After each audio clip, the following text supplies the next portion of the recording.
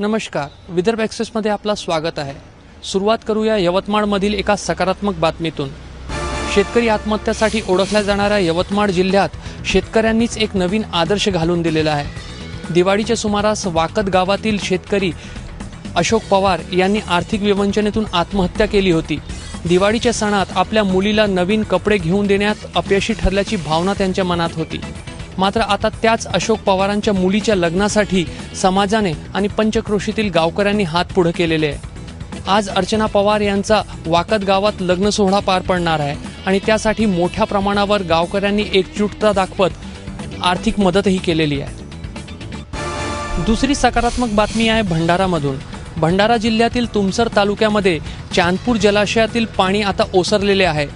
800 hectare क्षेत्रामध्ये पसरलेल्या या तलावाचे पाणी दर उन्हाळ्यामध्ये ओसरते आणि ओसरलेल्या पाण्यातून मुक्त झालेल्या याच 100 हेक्टर जमिनीवर शेतकऱ्यांनी भरघोस पीक घेतलेले आहे। लघु पाटबंधारे विभागाने पहिल्यांदाच प्रयोग करत ओसरलेली जमीन जी आहे ती शेतकऱ्यांना उपलब्ध करून दिलेली होती आणि त्यावर शेतकऱ्यांनी मेहनत करत टरबूज आणि भाजीपाल्याचा भरघोस पीक घेतलेला आहे आणि हजारो रुपयांचा उत्पन्नही मिळवलेला आहे। तूर खरेदीचा प्रश्न सर्वत्र कायम असून काल बुलढाणा जिल्ह्यातील चिखली येथे काँग्रेसचे आमदार राहुल बोंद्रे आणि त्यांच्या काँग्रेस कार्यकर्त्यांनी शेतकऱ्यांसह जोरदार आंदोलन केले। काल आमदार राहुल बोंद्रे त्यांच्या कार्यकर्त्यांसह मार्केटिंग फेडरेशनच्या कार्यालयात तूर प्रश्नावर चर्चा करायला गेले होते। मात्र त्या ठिकाणी कोणतेही वरिष्ठ अधिकारी चर्चेसाठी पुढे आले नाही आणि त्यामुळे कार्यकर्ते आणि शेतकरी संतप्त झाले। त्याच्यानंतर मार्केटिंग फेडरेशनच्या कार्यालयामध्ये जोरदार तोडफोड करण्यात आली। फर्निचर मोडून फेकून देण्यात आले। घाबरलेल्या कर्मचाऱ्यांनी बाहेर पळ काढला। या संदर्भात पोलिसांनी तपास सुरू केलेला असून आमदार राहुल बोंद्रे यांच्यासह त्यांच्या 10 ते 15 कार्यकर्त्यांविरोधात फौजदारी कारवाई सुरू केली आहे। वाशिम जिल्ह्यात मंगरुळपीर बाजार समिती वगळता इतर कुठेही तूर खरेदी सुरू झालेली नाही। त्यामुळे 31 मे पर्यंत सर्वच शेतकऱ्यांची तूर खरेदी केली जाईल। मुख्यमंत्र्यांच्या या घोषणेला एक आठवडा उलटल्यानंतरही वाशिम जिल्ह्यात शेतकऱ्यांच्या हातात टोकन शिवाय काहीही पडलेले नाही। वाशिम बाजार समिती समोर काल दिवसभर शेतकऱ्यांनी रांगा लावलेल्या होत्या, मात्र त्यांच्या हातात टोकन शिवाय काहीही पडू शकलेले नाही। त्यामुळे 31 मे पर्यंत वाशिम जिल्ह्यात तूर खरेदी पूर्ण होईल का याबाबत साशंकता व्यक्त केली जात आहे। चंद्रपूर आणि नागपूरसह विदर्भात सर्वत्र उष्णतेची तीव्र लाट पसरलेली आहे। काल चंद्रपूर जिल्ह्यातील ब्रह्मपुरी येथे 46.5 अंश सेल्सिअस एवढ्या कमाल तापमानाची नोंद झाली आहे, तर नागपुरातही 46.2 अंश सेल्सिअस एवढ्या उच्चांकी तापमानाची नोंद झालेली आहे। या मोसमातील नागपुरातील हे सर्वाधिक तापमान आहे। नागपूरसह वर्धा, यवतमाळ, अकोला, अमरावती, भंडारा, गोंदिया या सर्व शहरांमध्ये तापमान 44 ते 45 अंश सेल्सिअसच्या दरम्यान आहे। हवामान विभागाने येत्या 3-4 दिवसात उष्णतेची ही लाट कायम राहण्याची शक्यता वर्तवली आहे। गोंदिया जिल्ह्यातील आमगाव जवळच्या दहेगाव जंगलात काल रात्री अचानकच आग लागली।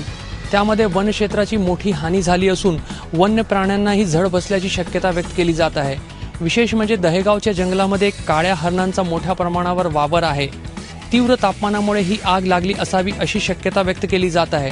दरम्यान वन विभागाने आग विझवण्याचे प्रयत्न युद्ध पातळीवर सुरू केले आहे।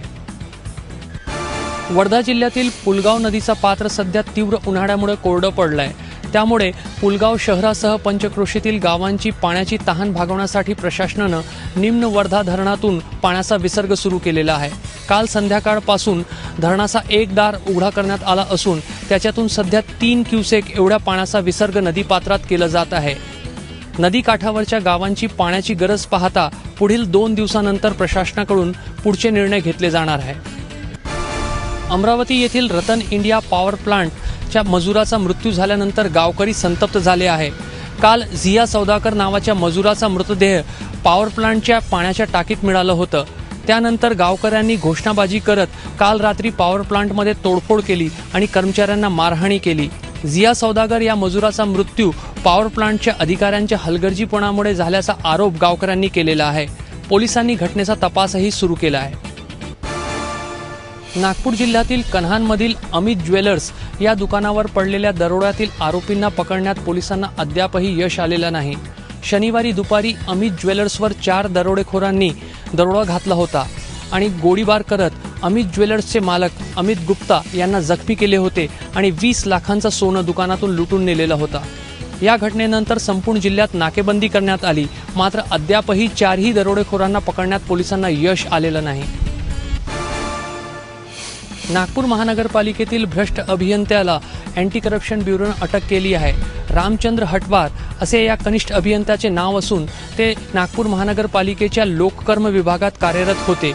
एका घराच्या बांधकामाची परवानगी देण्यासाठी हटवार यांनी 16,000 रुपयांची लाच मागितलेली होती. हटवार यांना काल रात्री त्यांच्या एका सहकाऱ्यासह अँटी करप्शन ब्युरोनं अटक केली आहे.